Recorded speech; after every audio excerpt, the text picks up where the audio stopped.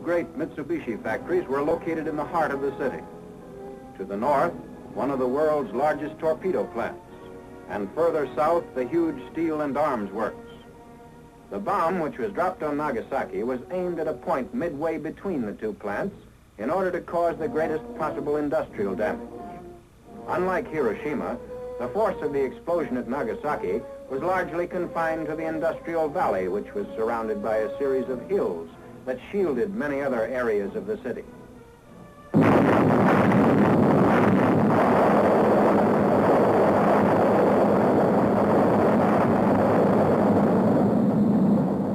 A great towering mushroom effect could be seen going higher and higher and reaching into the stratosphere. Because the bomb was exploded high above the ground, the greatest part of its harmful radioactive material was dissipated in the stratosphere. As a result, the area under the explosion was relatively free from radioactivity. Persons in Nagasaki shortly after the explosion to do rescue work sustained no ill effect or injury.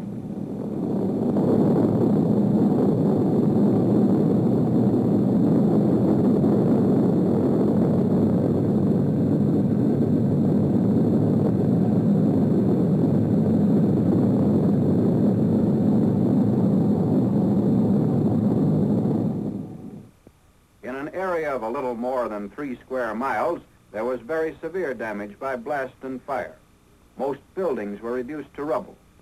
Still recognizable from the air are the skeleton remainders of the Mitsubishi plants, the large steel and arms works, and the ordnance factory devoted to the manufacture of torpedoes.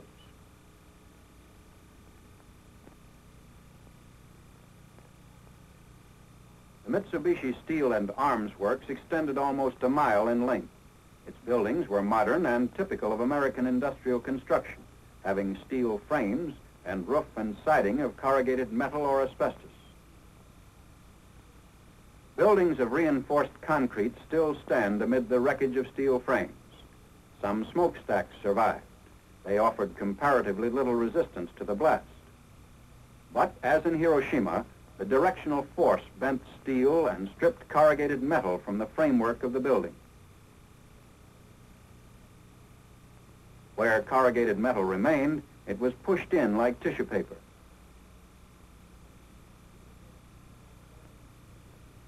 These buildings show a varying degree of destruction depending upon proximity to 0 point and building strength.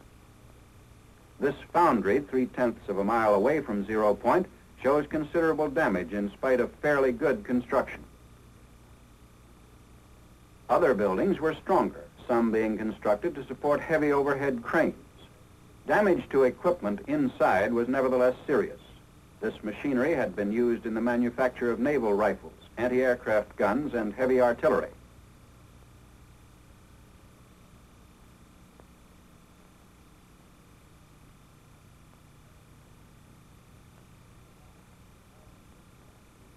In the valley, homes were scattered through factory areas. On machinery in many of these homes, piecework was carried on to help the Japanese war effort. Blast and secondary fire destroyed the lightly constructed buildings, in many cases leaving damaged equipment. Photographed from 0 point, this area of 3 1/10 square miles shows almost utter devastation by blast and fire. Note how hills in the south interrupted the blast. In the second area of 5 1/2 square miles, there was moderate damage from blast and severe damage from fires. The total area of damage covered almost 42 1/2 square miles, ranging from complete destruction to damaged roofs and broken windows. The greatest distance at which damage was measured was 12 miles, where, through a peculiar focusing of concussion, workers' barracks were knocked down.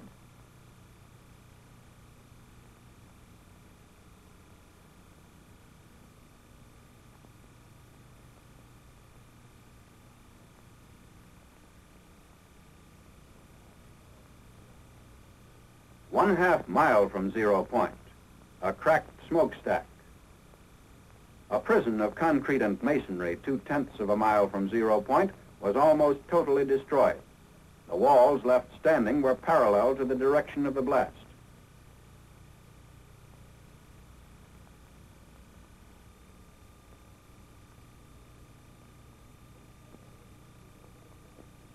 This area was completely wiped out from 0 point up to the church at the foot of the hills about a mile away.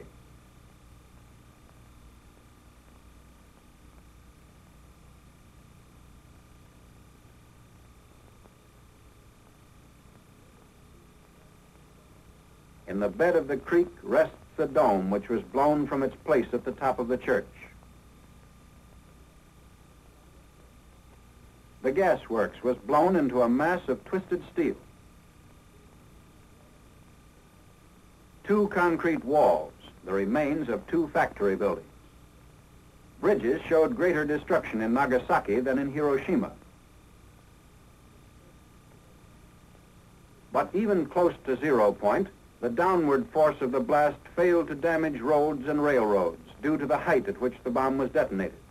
The main north-south street of Nagasaki was in use shortly after the disaster occurred.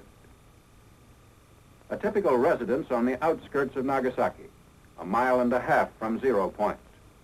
6 weeks after the explosion of the atomic bomb over Nagasaki, the survivors are busy working at the restoration of their homes.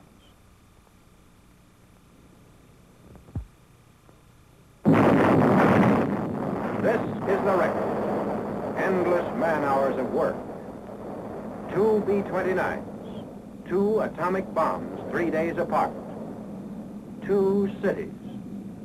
The tabulation of that record speaks for itself.